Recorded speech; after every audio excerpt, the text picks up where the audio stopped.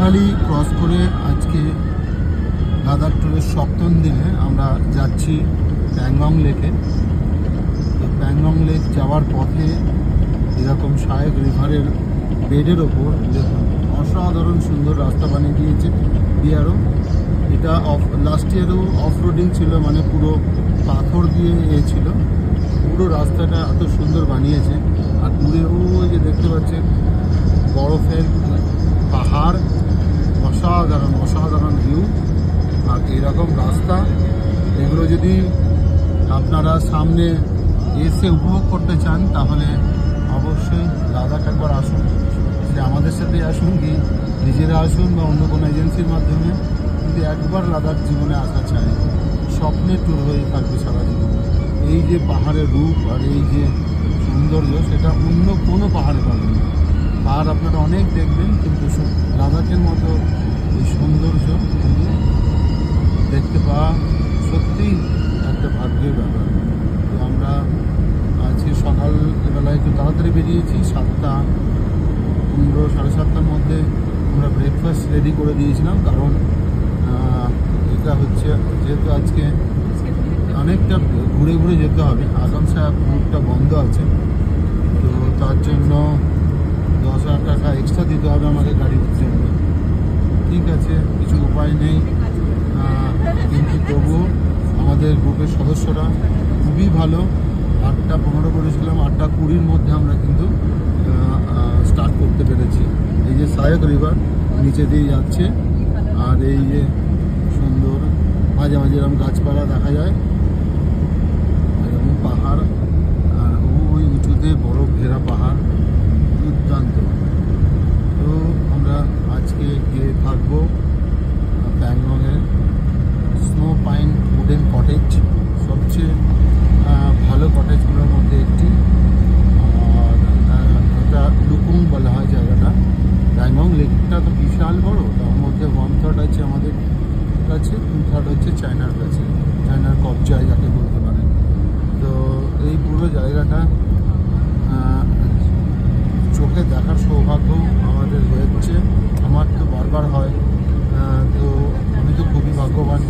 মনে করি যে জীবনে অনেক পুণ্য করেছিলাম বলে হয়তো আমি মাঝে মাঝে এই ঘুরতে বেরোতে পারি। এটা আমার সেকেন্ড টাইম লাদাখ ট্যুর। আমাদের ট্যুরের সাথে যারা যারা আসেন তাদেরকে এত সুন্দর সুন্দর হোটেল, এত সুন্দর খাওয়া দাওয়া, মানে ভাবতে পারবেন না। গাড়ি ঘোড়া এত রিল্যাক্সভাবে ঘোরানো হয়, কারো কোনো শরীর খারাপ হয়নি, কারো কোনো হবেও না।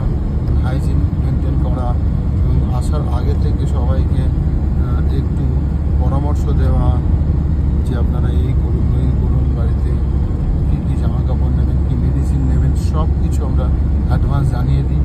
তার ফলে আমরা সুস্থভাবে ঘুরতে পারি। বয়স্ক লোক নিয়ে আসি, তাই এক্সট্রা কেয়ার দিতে হয়। আমাদের এবারে 18 জন সদস্য আছেন, আর আমরা আমাকে নিয়ে 19 জন। তবুও ঠিক আছে, আমরা একটা পয়সাও কারোর থেকে এক্সট্রা নিচ্ছি না। যা চার্জ করেছিলাম সেটাই রয়ে গেছে, কারণ ক্যান্সেল হয়েছে অনেকগুলো, তাতেও আমাদের কিন্তু লস হয়ে গেছে। এই ট্যুরটা লসেই যাবে, কিছু করার নেই। ঠিক আছে, লাভ লোকসান সব মিলিয়েই হয়। এই ট্রেনটা অসাধারণ। আমার তো মানে ছাড়তে ইচ্ছে করছে না মোবাইলটা, একটু হয়তো লেন্দি লাগছে আপনাদের, কিন্তু এই যে ভিউ যে চোখে দেখছি আমরা তো অতটা জাস্টিফাই করে না, কিন্তু তবুও মানে অসাধারণ অসাধারণ, এত সুন্দর এত সুন্দর, নিজে ভালো লাগছে। তো কালকে প্যাংগং থাকবো, মানে আজকে থাকবো, কালকে সকালবেলায় বেরিয়ে যাবো লের উদ্দেশ্যে। তো আমরা যেহেতু আজকে ঘুরে যেতে হবে আজকে আমাদের, তো প্রায় 7 ঘন্টা লাগবে। আমরা চাইছি আজকে যা ওয়েদার আছে প্যাংগংয়ের একদম নীল জলরাশি দেখতে পাবো। আর সেজন্যই 3:30-4টের মধ্যে যদি আমরা ঢুকতে পারি, তার জন্য এত তোড়জোড় এবং এত সকাল সকাল বেরিয়ে যাওয়া। হয়তো অনেকের কষ্ট হয়েছে আজকে উঠতে, একটুখানি সকালবেলায় রেডি হতে, কিন্তু কিছু উপায় নেই। ভালো জিনিস দেখতে গেলে একটু কষ্ট করতে হবে। অসাধারণ লাগছে। তো ডিফারেন্ট অ্যানিমাল দেখা যায়। তার মধ্যে বিখ্যাত হচ্ছে মারমট, MARMOT, আর একটা হচ্ছে ওয়াইল্ড হর্স। দুর্বুকের কাছ থেকে বেশি দেখা যায়। যদি এখানে বোট দেখলাম একটা, দুর্বুক যেখানে আমরা যাব, হয়তো দুর্বুকের কাছে লাঞ্চ করব, সেখানে পর্যন্ত পৌঁছে গেলেই মানে প্যাংগং কাছাকাছি চলে গেলাম। তো ওইটা আমাদের খুব ভালো লাগবে, এটা যদি দেখতে পাই।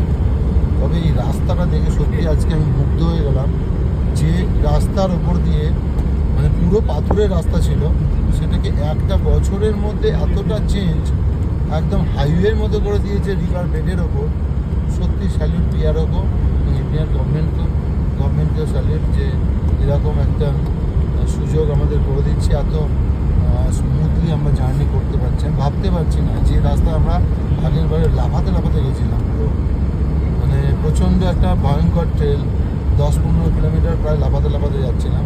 সেটা পুরোটা ইলেকট্রিসিটি দিয়ে দিয়েছে, এখানে নেটওয়ার্কও পাচ্ছি, প্লাস এরকম সুন্দর একদম মাখনের মতো রাস্তা, ভাবতে পারেন। তো যাই হোক, ভিডিওটা অনেকটা বড় হয়ে গেল, আবার দেখাবো আপনাদের। আর যারা আগামী বছরের জন্য আমাদের সাথে লাদাখ ট্যুরে যেতে চান, তারা রেডি হয়ে যাবেন। আমরা মোটামুটি মে-জুন থেকে শুরু করব, একদম সেপ্টেম্বর পর্যন্ত। তো একটু বেশি ট্যুর করাবো নেক্সট ইয়ার, বেশি জলদি শুরু